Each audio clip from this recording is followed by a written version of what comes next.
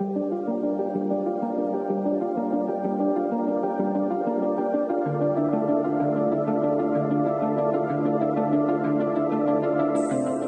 everyone. Welcome to the Construction Record Podcast, a very special episode starring Vince Versace, Daily Commercial News and Journal of Commerce, National Managing Editor.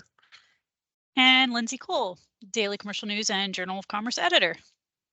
And it's very special because we're going to talk about the 95th anniversary. I don't know what anniversary rock or paper or whatever that is, but that's what it is for the Daily Commercial News. So we can look it up later, I suppose. So we're going to talk about the 95th anniversary of the Daily Commercial News, which is coming up, and what we've covered already and what we're going to cover, and just some general thoughts on it. So to start with, Lindsey, let's start with you because you're sort of the driving force behind all our current coverage of the 95th. Oh, well, maybe the organizer of said content, but certainly not the driving force. Thank you for that, though, Warren. Yes, we have a number of things on the go. So the actual anniversary takes place on November 8th, 1927, going back.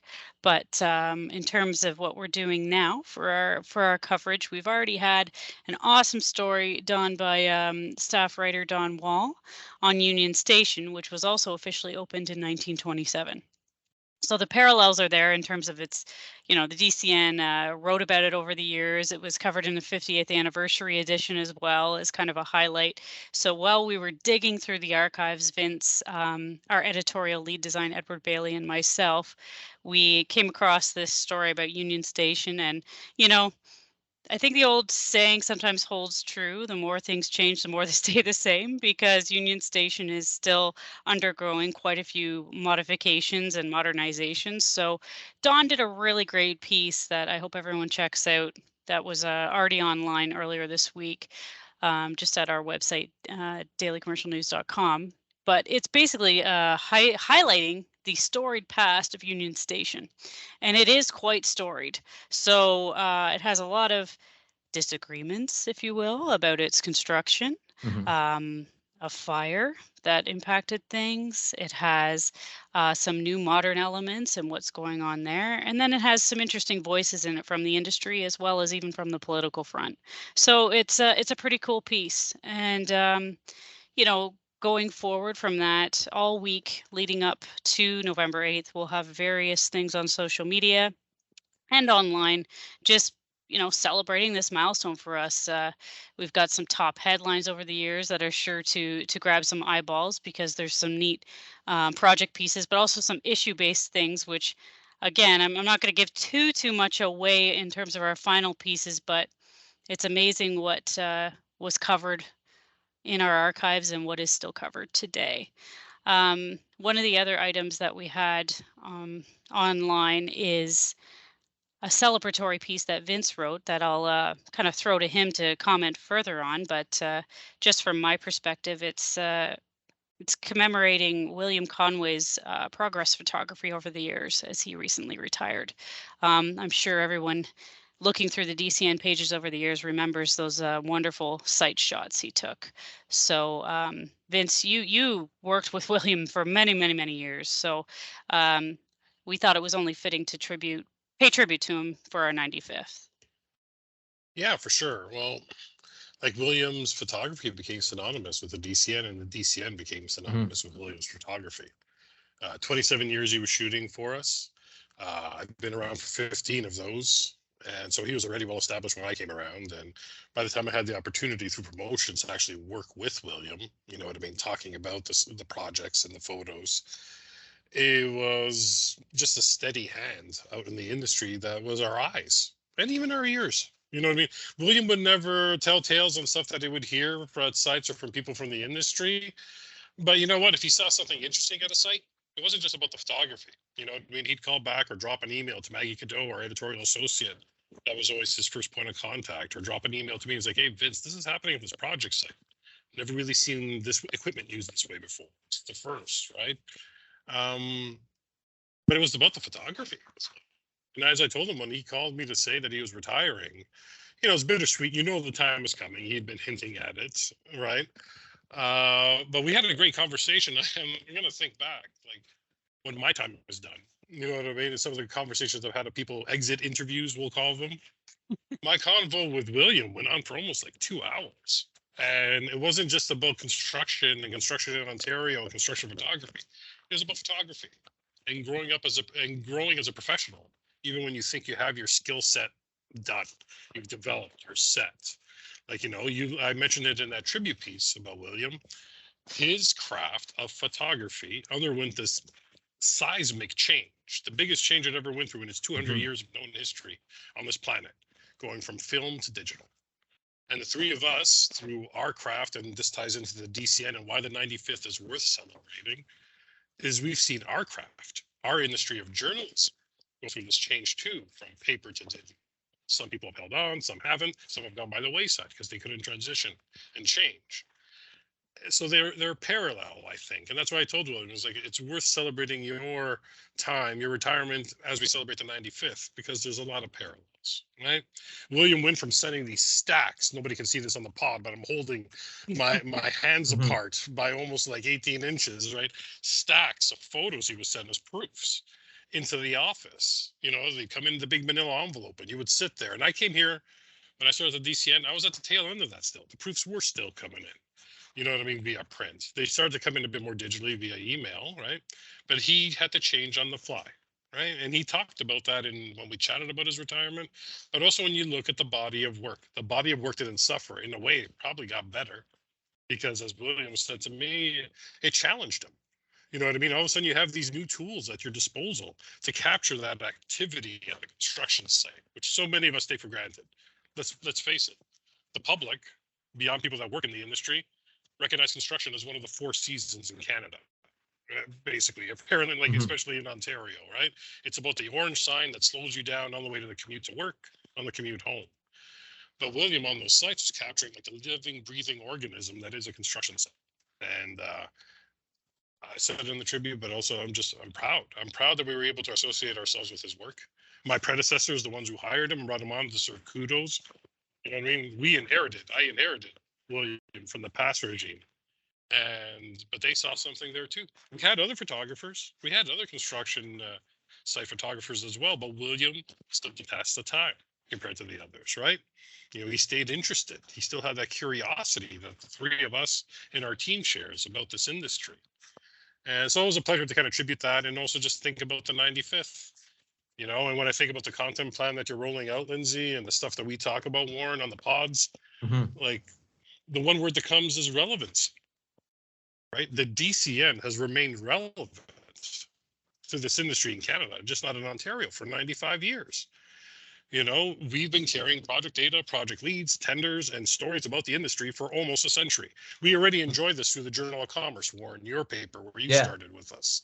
You know what I mean? One that's so between the 2 publications, that's 200 years of covering construction in this country. And that's nothing to, you know what I mean, to kind of, I don't want to say poo-poo, but people feel, oh, you're just writing about construction. No, we're covering construction, and have been since forever. Since forever. We talk about the power, the politics, and the people of the industry, and the industry relies on us. Companies are generational readers of the DCN and the JOC, and our team takes that, really to heart. And we try to execute all these new digital tools and the things that we do, and look at the DCN. We had to transition from a daily print construction industry newspaper to go digital and leverage every digital tool that we had at our disposal to make that happen, make it seamless for our readers and subscribers. And Warren, we went with the JOC first, years before. We transitioned it from a print publication to a digital publication. And it's only growing, it's only stronger. The same thing with the DCN. Right? We have people in this marketplace in Ontario, and I'll get off my soapbox, that claim that they're the first digital construction newspaper in this province. Not true. Not true. We let them claim it, just like we let others claim stuff. Because you know what? The one thing we know from our board members, from the major stakeholders in this industry, the DCN and the JOC are pillars of the construction industry. They're the place where information is gathered, collected, and shared, and intel that they need to succeed, meaning the companies and the contractors, come to us. We don't need to boast. Our work boasts for us. This podcast boasts for us. The stuff that you do, Lindsey, with the writers is the stuff that shows that we are, the titan, the one that shares the news in the industry. And we're not one to brag. Well, what have the 3 of us always agreed on? We don't tell. the story of ourselves too well via No. marketing, right? You know, we just let the work speak for itself, and it's spoken for itself for 95 years. I will now step off my soapbox and kind of take a breather, but it's the message I guess I wanted to deliver on this. You know what I mean? Because here we are through a podcast, you know, talking about the greatness of our two publications, and we don't do that enough. We don't, but that's okay too, right? Because the work does it for us, you Yeah. know, and that's the kick of looking at 95 years of coverage, isn't it, Lindsay? We saw those headlines going through the archive. And there's still labor discussions. There's still material solutions, material problems. Still housing crisis. Still Well, that's what I was going to ask. design. What were the Yeah. biggies? Yeah. Yeah, those are the biggies. You know what? It's very interesting to take a look at what wages and working hours and, you know, rights of workers on site. Don't get me wrong, in 95 years, there's been a heck of a lot of change and a heck of a lot of improvements. So this is certainly not meant as any type of slight. But it is interesting to see that we just went through an extremely interesting bargaining season here in Ontario, where wages were a large part of the discussions and increases and strikes we had, and there were strikes back then too. So, you know, maybe it's not as the amounts or the percentages may be a little different, but at the end of the day, the essence of some of those strikes is still the same, or labor strife, if you will. There's massive projects that we covered that, you know, are still getting or are at the point where they may need to be renovated or fixed today.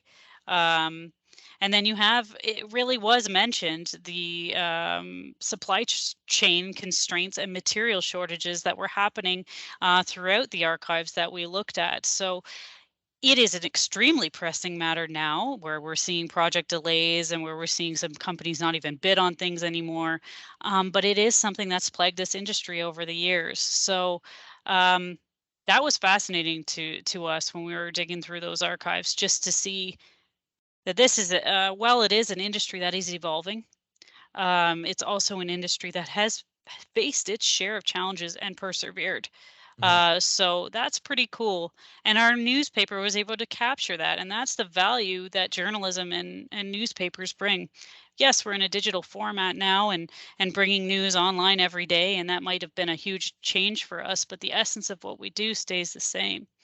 We are the history book, as far as I'm concerned, when it comes to, and in this team, frankly, when it comes to covering the industry. So I think it's always really cathartic looking at archives of things. There's something about that newsprint on your hand, and there's something to be said for just how much history has been covered, and it's something I can truly appreciate. And one of the things I think we'll showcase in an upcoming article too is the various authors throughout the years that have been able, and writers for us, that have captured some of those stories. We had some long-standing staffers that, you know, I had the pleasure of working with some of them, Vince more so on other spectrums than I, but we had some really great people along the way, and I'm looking forward to seeing that piece come together, but also just, you know, from my perspective, saying thank you to them for the work they've done. And hopefully, you know, for those that are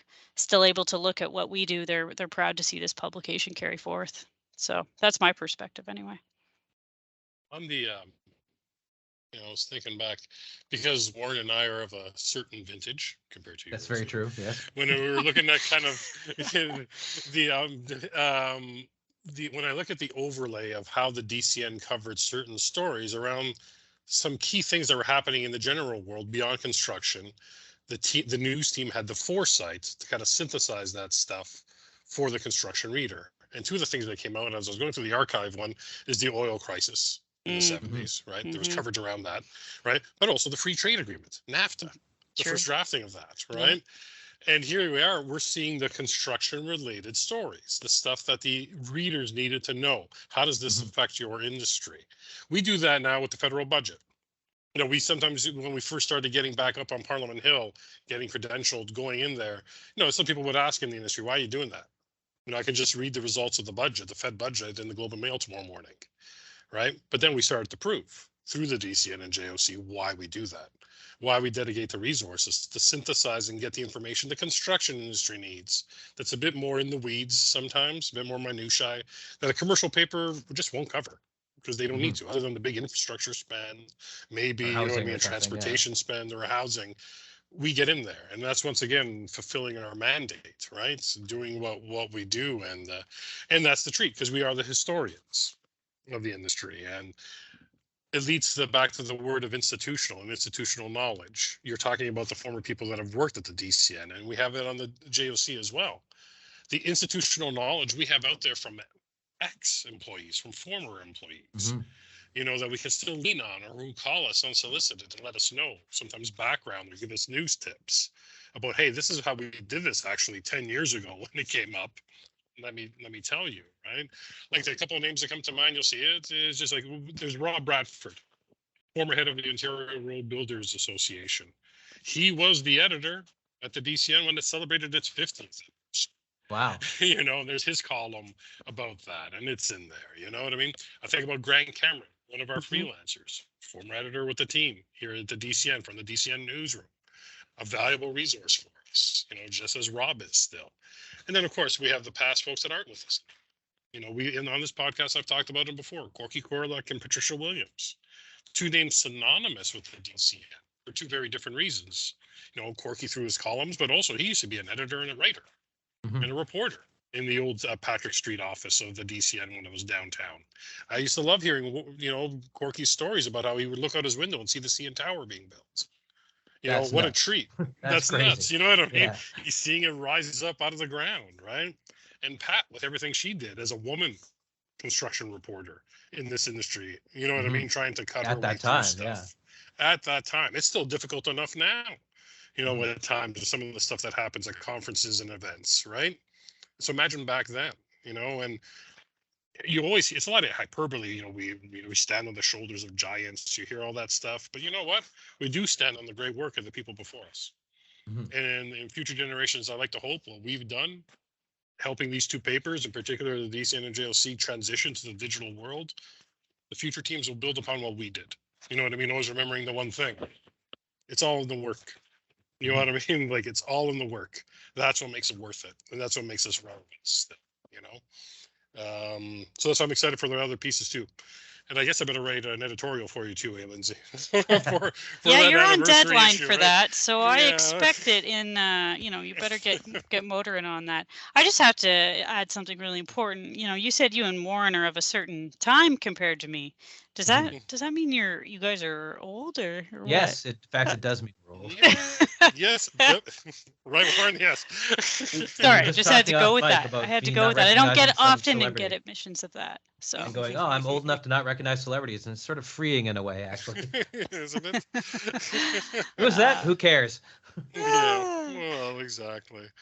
But then again, and that's why it's funny with that and the celebrity in construction, right? The celebrity in the construction is the factors that impact it.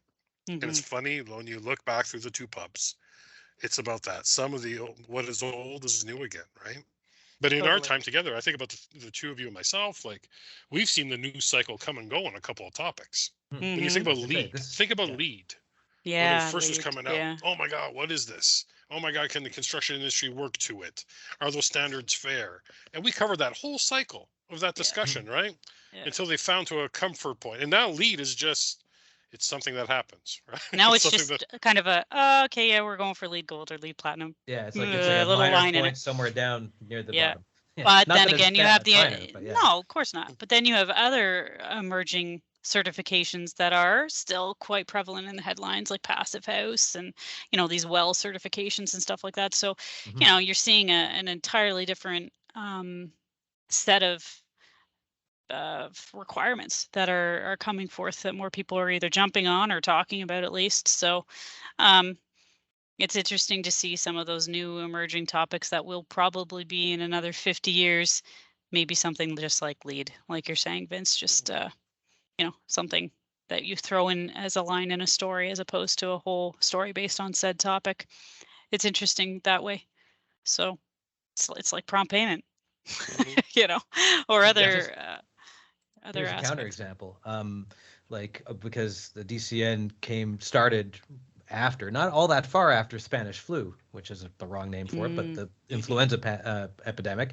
But we actually covered the next big historic pandemic in real time. So that's something that people are going to look at 50, 60, 70 years from now and go, how'd they do this? Oh, this is how they did it. And this is how it impacted construction, and this is how construction kept Yeah. moving through it. Mhm. Yeah, for sure. We made history that way. Absolutely. I remember that too. Remember we were having those discussions, and when we were trying to mobilize and how to do, because you're worried about yourselves, your families, your friends outside of work at that time. And I remember us having those team meetings and talking about what our role was and our responsibility was. And I think I did that. I tried to impart that message, right? And we all did as leaders that this is a moment in time you're going to look back on. When you look at your body of work 20 years from now, you're going to be like, yeah, I delivered for that industry in that publication. You know what I mean? And that publication delivered for the industry in turn. You know what I mean? Because we covered that pandemic under circumstances which we're trying for any media outlet, let alone people in general, right? So good point. You know what I mean? We've been around for two massive pandemics. Yeah, well, sort of, I mean? almost for the one, and then definitely around for the next one, the one we have now. No, exactly. With that, I was going to say the one fun thing that I kind of remember we came across this with the papers. The DCN used to have these interesting little catchphrases on the front page year to year. And there's one, I'm reading it right now. It's like, it was funny because it's in the space now that where we have our in brief section. For those of us that still get the digital edition of the DCN, both the interactive and PDF, which have been around now for almost close to 2 decades, serving the industry digitally. There's one that said, the hen doesn't boast until she has finished her work. And I always wonder what was in the mind of the board. Like, this is from like the 1950s. It was a 1950s front page, and it's like, well, what an interesting little tidbit to share for people. But then when you look at the content that was in underneath it, there were tenders, there were bid calls, right? So it kind of ties into it. They had this kind of link to it, right? Yeah, the hen doesn't boast until she has finished her work, right? And the one that I loved the most was all the building news every building day. And that I want to bring that back. Right, like, I swear to God, we need to bring it back, because that is absolutely still stands the test of time. You need to say it in a radio voice from the 30s. All the building news every building day, with like little music at the end of it. That's perfect. You just did it. You just did it. That's awesome. No, seriously though, that's a fantastic little saying that they came up with that I think is perfectly relevant for us to use today.